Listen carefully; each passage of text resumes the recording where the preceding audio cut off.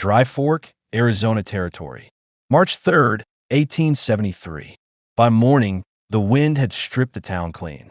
It scraped over the crooked rooftops and through the hollow spaces between boarded-up stores, the kind of wind that carried grit into your eyes and silence into your lungs.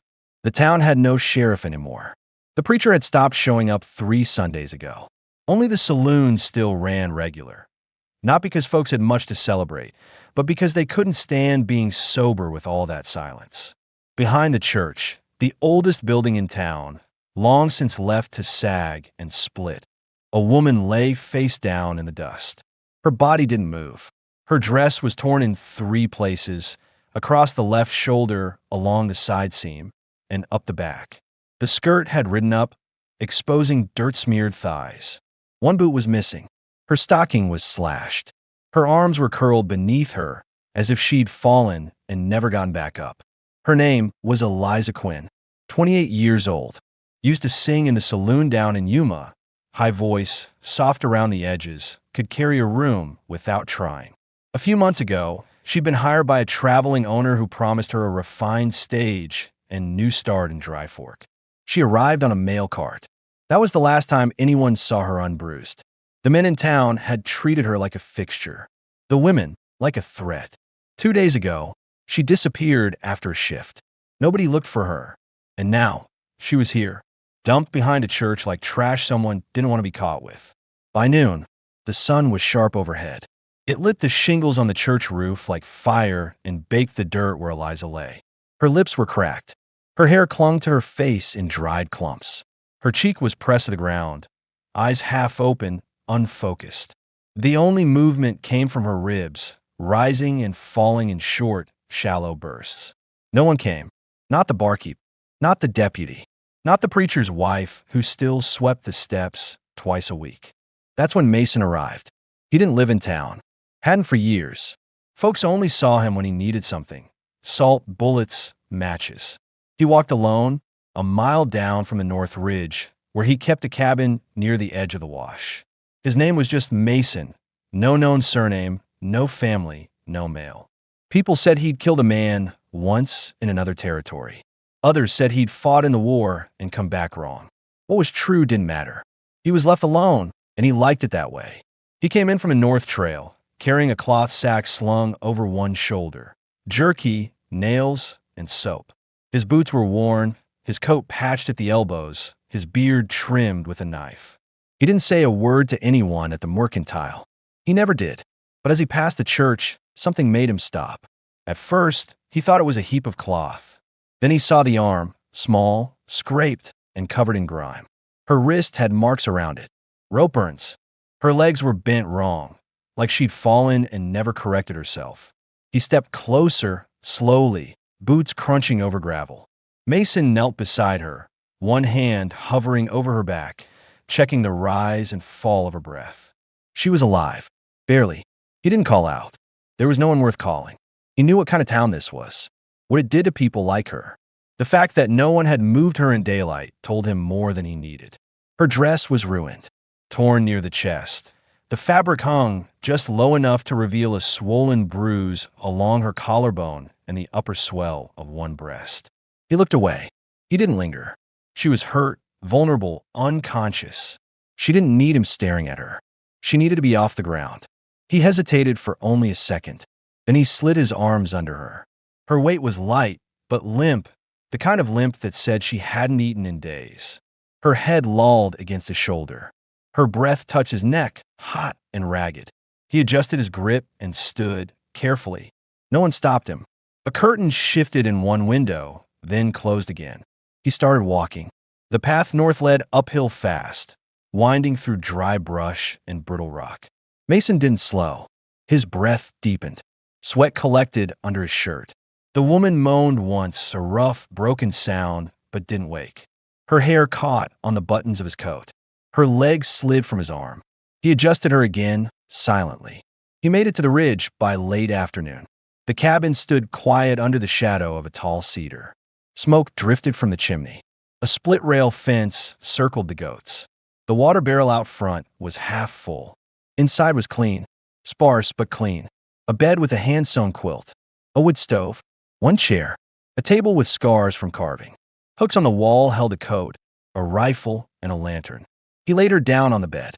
Then he stepped back, hands on his hips, thinking. She needed water, a bath, bandages, possibly a doctor, but he'd never get one up here, and he wouldn't drag her back down there. So it was him, just him. He fetched water, wiped her face, cut away the parts of her dress that were soaked in blood or filth. He worked with care, not like a nurse, but like a man who'd buried things and didn't want to bury another.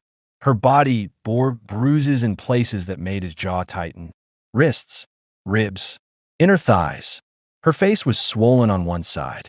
The left eye had already begun to darken. She was young, strong-boned, womanly. Even now, beaten and barely conscious, she had a shape that men noticed. He wasn't blind to it, but he wasn't thinking like that. She needed safety, not a set of eyes undressing her. He gave her one of his shirts to wear, cutting the back open to fit around her shoulders, covered her with a blanket, sat by the stove, and listened to her breathing change.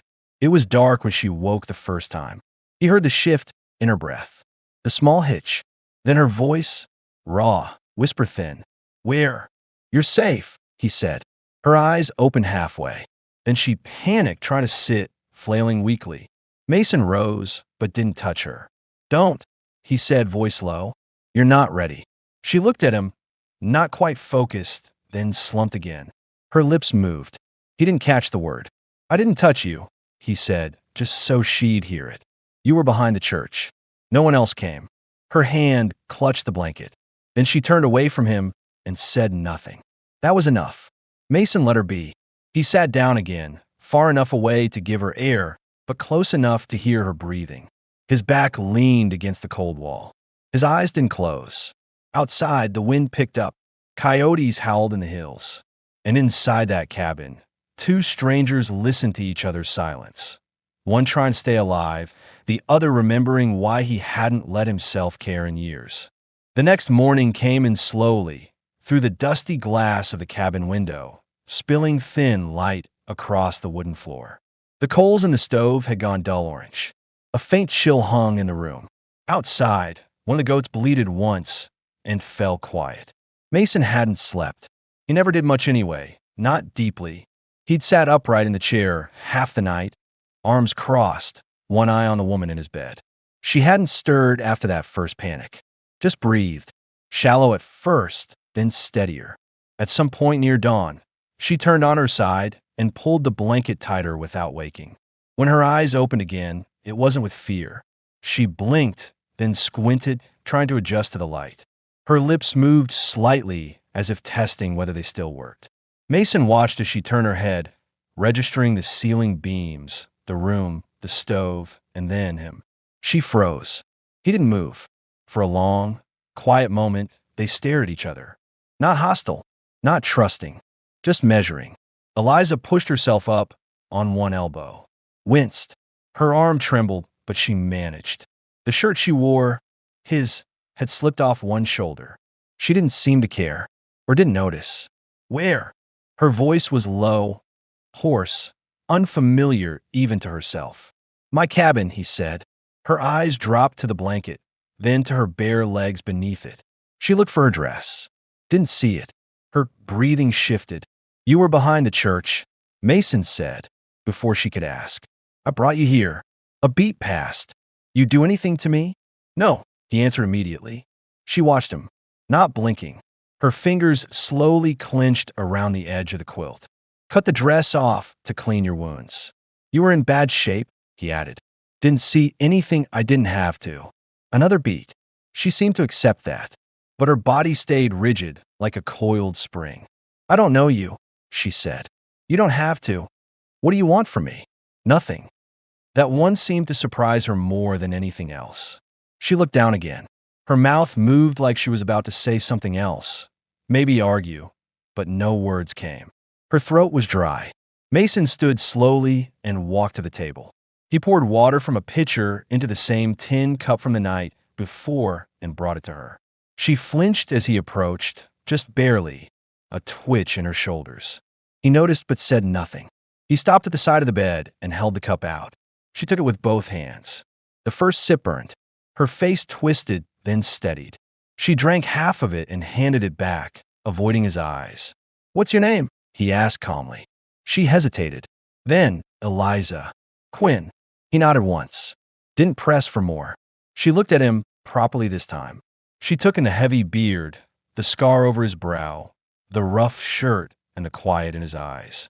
There was no threat in them. No warmth either. Just presence. "You live here alone?" she asked. He nodded. "For how long?" "A while."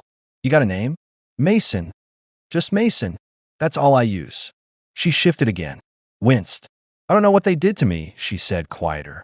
Mason didn't answer. "I know where I ended up. But not what came first. I remember some faces. Laughing. Someone hitting me. You don't have to talk about it." "I wasn't," she said, quickly defensive. I'm trying to figure out what the hell happened." He gave a small nod, then turned back toward the stove. "You'll need food." She didn't argue. Her stomach had started to hurt from how empty it was. Mason stirred the pot he'd left on low heat overnight. Beans, some dried corn, a few chunks of jerky boiled down until soft. Nothing fancy. He ladled some into a bowl and set it near her on the side table. She didn't thank him, but she didn't refuse it either. He stepped back and gave her space, letting her eat. She did, slow, cautious bites, like she expected it to be poisoned or taken away. Her hand shook. She hid it by gripping the bowl tighter. After a few spoonfuls, she stopped and looked around the room again. The cabin was clean, she noticed. Not tidy like a housewife would keep it, but there was order. Every item had a place. Everything was handmade or worn from years of use. There was no liquor, no cards, no vice, just survival. She looked at him again. Something shifted behind her eyes. "You didn't have to bring me here," she said. "No," Mason agreed. "So why did you?" "I couldn't leave you there. You don't even know me." Didn't matter. She stared at him for a long time, like she was trying to decide what to make of that. Then she looked down at the bowl again. "You gonna keep me here?" Mason shook his head. "You can leave when you're strong enough." Silence stretched between them. Then her voice came again, softer this time. "What if I don't have anywhere to go?" He looked at her, not shocked, just quiet. "Then you stay." A gust of wind hit the side of the cabin. The window rattled. Eliza stared into the fire for a while after that, her food forgotten. Mason didn't press. He returned to his chair and watched the window. She didn't ask for more water, didn't ask for pain medicine, didn't ask what he expected in return. She was trying to decide if she could believe him. Mason, meanwhile, was trying not to feel anything at all. He didn't know who had hurt her. He didn't know how deep the damage ran. But he knew the look in her eyes, the guarded tension, the shame, the exhaustion from pretending not to be afraid. He had seen it in his own reflection once, years ago. So he stayed quiet, didn't move closer, didn't talk. He would give her space. He would give her time. And if she wanted to walk out that door in a week or in a month, he'd let her. But if she stayed, he'd make damn sure no one ever laid hands on her again. The third morning came with a sharp chill and the sound of a shovel outside. Eliza woke to it slowly, not with panic this time, but confusion. Her body still ached in deep places, but the bruises were yellowing and the fever had passed. The blanket smelled like wood smoke and man, not unpleasant, just unfamiliar. She sat up with a groan, pressing her palm against her side where the ribs still pulled. The shirt she wore, his, was too big but clean. Her own dress had been folded and set on the chair near the bed, washed and torn in places, now neatly patched in others. She pulled the quilt tighter around her chest, walked to the window barefoot, and peeked outside. Mason was digging. He had no shirt on, just old trousers and boots. His back was broad and tight with old muscle, a long scar running down one shoulder blade. Every movement was deliberate. There was a row of shallow trenches forming in the reddish dirt near the goat pen. She watched him work for a while, frowning. Then she noticed something else. On the edge of the porch, folded neatly, were boots. Her size, worn but intact. He must have found them in town. No one said anything. She stepped away from the window. The questions in her head had grown louder over the past day. Not just about what had happened to her, but about this man. Why was he alone? Why hadn't he asked her anything? Why wasn't he acting like he expected something in return? Back in Yuma, That kind of man didn't exist. Every good deed came with strings.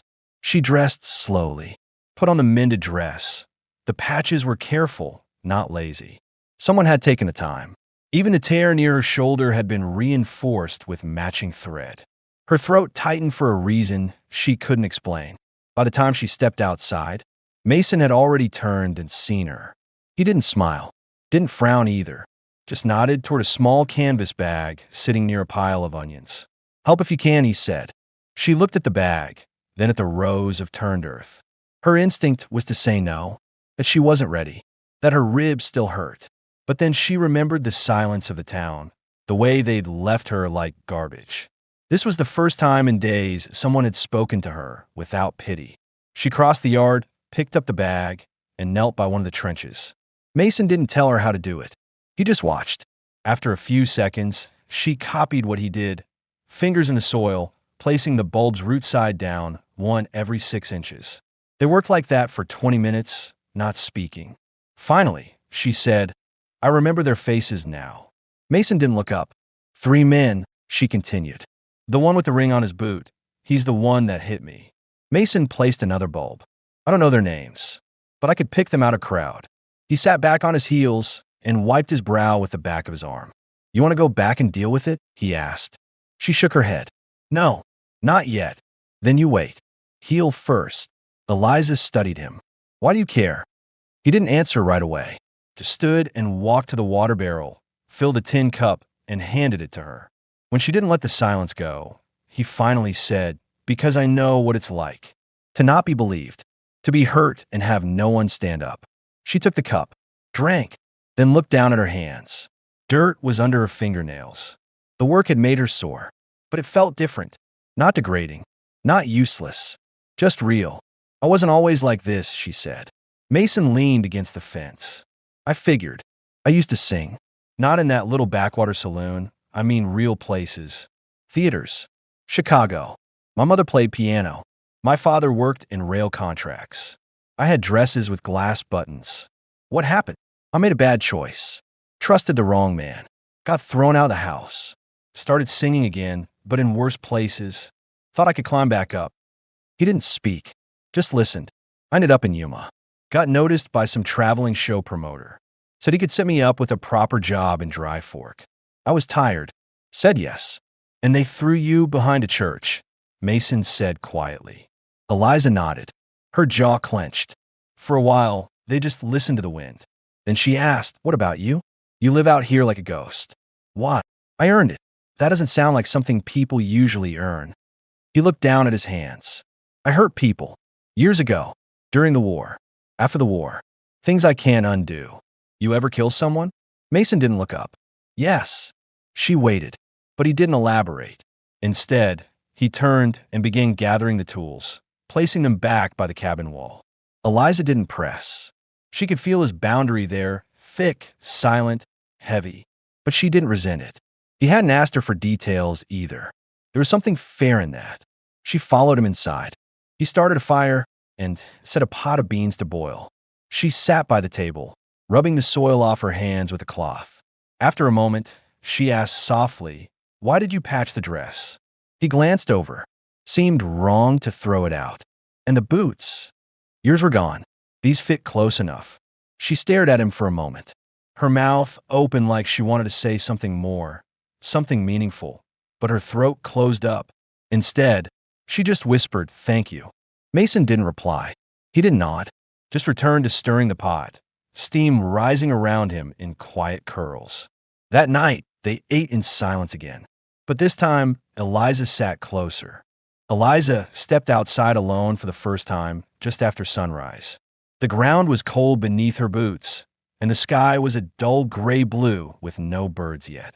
The cabin door shut behind her with a soft click, and for a moment she just stood there, arms folded, staring out over the valley. The silence was heavier when she wasn't sharing it with Mason. Her ribs still ached, but she could breathe better now. The bruises on her thighs had started to fade. The swelling in her lip was nearly gone, but something inside her felt worse. Not the pain, that was dull now.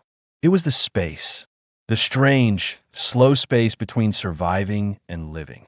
She crossed the yard toward the woodpile where the axe stood buried in the stump. The handle was worn smooth from use. She glanced toward the path leading down into the canyon. No sign of Mason. He must have gone to check the traps he kept farther off. She looked at the axe again, picked it up. It felt heavier than it should have. She pulled a log from the pile, set it upright on the stump, lifted the axe, and swung. The blade hit off center and stuck. Shit. She gritted her teeth, yanked it free, and tried again. This time it split, not clean, but enough. She bent down to gather the pieces. Her hand shook a little, not from the weight, from the tension that had lived in her body too long. Her brain still expected yelling, slaps, boots. Her chest still braced for the sound of a door slamming. And yet, it was quiet. Too quiet. She split 2 more logs, slower this time, steadier. Her breathing evened out. Then she heard him behind her. "You're not ready for that," Mason said. She didn't turn. "I did it anyway." He stepped closer, but not too close. His voice stayed low, matter of fact. "You could open that rib again. I've had worse. Doesn't mean you should test it." She wiped her brow with the sleeve of her dress and finally turned. Her eyes were sharp, a little defiant, but tired underneath. "You were gone, checking snares. I thought maybe you'd," she caught herself. "Leave." She nodded. "Just once." He shook his head. "I told you I wouldn't." She looked away. Her throat tightened again, but she forced it back down. "I don't know how to be around someone who doesn't want anything from me." Mason didn't answer right away. Then he said, "You don't owe me a damn thing." "That's not what I mean." "I know." She looked up at him then. Her eyes had the shine of someone trying very hard not to cry. Not from sadness. From confusion. From the way it all didn't make sense yet. He stepped forward, slowly, so she could see him coming, and reached out. His hand settled gently on the middle of her back. Just his palm. Warm. Steady. There was no squeeze. No pressure. She didn't flinch. They stood like that for a few seconds. Long enough for her to feel the difference. A touch that didn't take anything. A touch that didn't claim. Then he pulled back. "I left food inside," he said simply. "You should eat." She nodded and walked past him toward the porch. But as she reached the steps, she paused and looked over her shoulder. "You always this careful? Only when it matters." She didn't smile, but she didn't look away either. Inside, she found bread, still warm from the stove, wrapped in a cloth. A jar of beans. He'd left her the good cup, the one with no dents. She sat and ate in silence. But it wasn't heavy this time. It was clean. When Mason returned a while later with 2 rabbits and a new gash on his forearm, she was already boiling water and had laid out bandages. He stopped in the doorway and looked at the table. "You don't have to." "I know," she said, "but I'm doing it anyway." He didn't argue. When she cleaned the wound, she didn't tremble.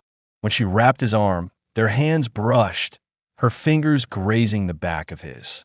He didn't pull away. And when she tied the knot and looked up at him, her voice was soft. "You ever think about going back?" Mason raised an eyebrow. "Back where?" "To wherever you're from. Before all this." He looked at her for a moment, then shook his head. Nothing back there worth finding. She nodded. She understood. She didn't want to go back either. Not to Chicago. Not to Yuma. Not to anything behind her. The past had taken enough. For now, this cabin, this fire, this quiet man with scars and no questions, it was more than she expected to have again. That night, they ate side by side. She didn't wait for permission. He didn't pretend not to watch her move. And when she reached for the lantern and lit it herself, it felt like something simple but important. Her hands were hers again, and she planned on keeping it that way. The temperature had dropped by morning. The sky was still, heavy with quiet gray clouds that threatened late snow despite the season. Inside the cabin, the stove hissed faintly. Eliza stirred early, her feet brushing against the floorboards as she pulled Mason's oversized shirt tighter around her waist. She was up before him this time. She stepped outside, the cold biting her ankles. The goats were already pacing the pen. She fed them without asking, then started stacking the logs she'd split the day before, properly this time, not just to prove something. When Mason emerged, he saw her working near the barn, sleeves rolled, hair tied back with a strip of linen. Her movements were slower than they'd been before all of it, but steady, controlled. Her eyes met his across the yard. No need for words. They spent the morning in shared rhythm. Mason skinned the 2 rabbits from the day before. Eliza salted the meat, wiped down the table, then helped prepare thin strips for drying. There was no music, no conversation, just the soft scrape of knives, the quiet sounds of 2 people moving around each other without friction. Around midday, Mason nodded toward the barn. Need to check the shelves? You up for it? She nodded. Lead the way. The barn was dim inside. Dust floated in the slats of sunlight that cut through the walls. Tools hung on old nails, a workbench lined with boxes and mason jars filled with preserves and pickled roots. Along one back wall stood a wide shelf made of rough cedar boards, stacked with blankets, dried corn, sacks of flour, and a small collection of crates. Eliza reached for the top shelf, trying to rearrange the supplies when something shifted and clattered to the floor. A box, half rotted, landed on its side. The lid broke loose. Paper spilled out.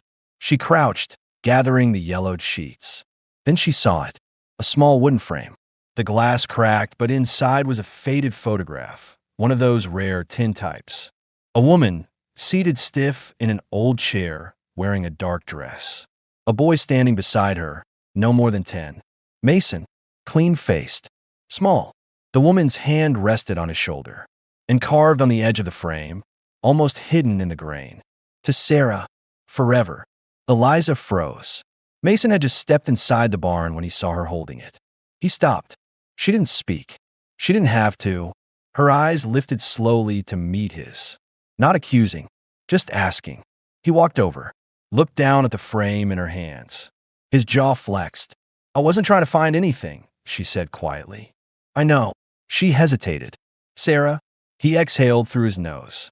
My wife was... She died. Years ago. Before you came out here. Before I stopped talking to people. Eliza held the photo a moment longer, then gently set on the shelf, careful not to break it further. Do you want me to put it away? She asked. No. Let's stay. They stood there for a moment, the smell of sawdust and old hay thick around them. Eliza wiped her palms on her dress. Thank you, she said. For what? For trusting me enough not to lie. He looked at her then, more directly than he usually did. You're not like other people, he said. That made her smile, a tired, honest smile. You're damn right I'm not. Back inside the cabin, she didn't bring it up again, and he didn't pull away. That night, they worked together, cleaning the rifles. She asked how to check for rust. He showed her without talking much, just guided her hands. Slow, deliberate. When her fingers trembled from the cold, he wrapped his hand over hers, just long enough to still it. Later, when she curled up in bed and he moved to take the chair like always, she surprised him. You don't have to sit over there. He looked at her. She didn't smile, didn't blush. I trust you now, she said. That's not nothing. He didn't argue, just pulled the extra quilt from the hook and lay down on the floor beside her bed. The fire burned low. The wind outside had picked up again, but for the first time, the room didn't feel cold, and Eliza slept without dreaming. The knock came just after noon. Eliza was standing barefoot by the stove, sleeves rolled to her elbows, gently kneading cornmeal into a pan. Her face was warm from the fire. She'd spent the morning humming to herself. Not loud, not enough to fill the cabin, but enough to remind her she could. Mason was outside chopping kindling. The knock wasn't loud. 2 short raps. Then silence. Her hand stopped. She turned, unsure if she'd imagined it. Her breath caught. A moment later, it came again. Same rhythm. Not demanding. Just there. She wiped her hands on a cloth and opened the door. A man stood at the edge of the porch. Mid-30s. Tan coat, dusty boots, 2 clean gloves. Looked like he was used to holding a ledger more than a rifle. His horse was tied a few feet behind him. Eliza Quinn? He asked. Her spine straightened. I'm looking for Eliza Quinn. Got a letter from Yuma. He added, voice calm but official. Mason appeared behind her, quiet as ever, wiping his hands on a rag. He didn't say a word, just stood beside the doorframe, eyes locked on the man. Eliza stepped forward, cautious. I'm Eliza, she said. The man took something from his coat, a folded paper sealed in red wax. Came up through the marshal's station. Passed through Dry Fork. Clerk recognized your name. Told me where to find you. He handed her the letter. She took it without a word. I don't know what it says, the man added, gesturing to the envelope. Just delivering it. That's all. Eliza nodded once. He tipped his hat and left. No questions. No looks. Just gone. She closed the door. The cabin was silent again, but something had shifted. The quiet wasn't comforting anymore. Not yet. She sat down slowly, the letter resting on her knees like it might catch fire. Mason didn't move, just waited. She stared at it for a long time before finally breaking the seal. Her hands shook as she read. It was short, sloppy handwriting. From Curtis Mayfield, owner of the saloon in Yuma. It said the 3 men who'd attacked her were gone. Left town. One of them was found dead in the desert. The other 2 scattered. Word had gotten out that she was alive. That someone dangerous, had taken her in. Didn't expect that, she muttered. Mason raised an eyebrow. She held up the letter. Curtis. He says they ran. Someone must have seen you carry me off. Word got back. No one's coming. Mason didn't say anything. She folded the paper and placed it on the table. Sat still. Then she looked at him. I thought I wanted revenge. His jaw tensed, but he didn't speak. I dreamed about it. About hurting them. Or watching someone else do it. Still no response. But now they're gone. And I'm here. And it doesn't feel like I thought it would. She stood up. Walked to the window. The sun was beginning to dip, casting a soft orange wash over the hills. I don't want to go back, she said quietly. I don't even want to go into town. They left me there. I don't know them a song. Mason's voice came low. You don't owe anyone anything. She turned to face him. I owe you something. No, you don't. I was dumped like trash, Mason. He met her eyes. And I picked you up. Why? He hesitated. Then, for the first time, he answered with something that wasn't flat or guarded. Because I wanted to. That landed like a stone in still water. She walked toward him. Slow. Measured. No drama. No trembling. Then let me stay. He blinked. Just once. Like he wasn't sure he heard her right. I'm not just asking to sleep here. I want to be here. I want to learn. Cook. Plant. Build. I want to know where you go when you disappear in the morning. He swallowed. You're sure? I'm more sure of this than anything I've ever done. Mason looked at her. No words came for a moment. Just silence. Then his voice raw. Then stay. Her shoulders dropped slightly. That small weight of asking, of not knowing, left her. They didn't embrace. Not yet. But she reached for his hand. And this time, he didn't pull away. They stood like that, beside the table, her thumb grazing the inside of his palm.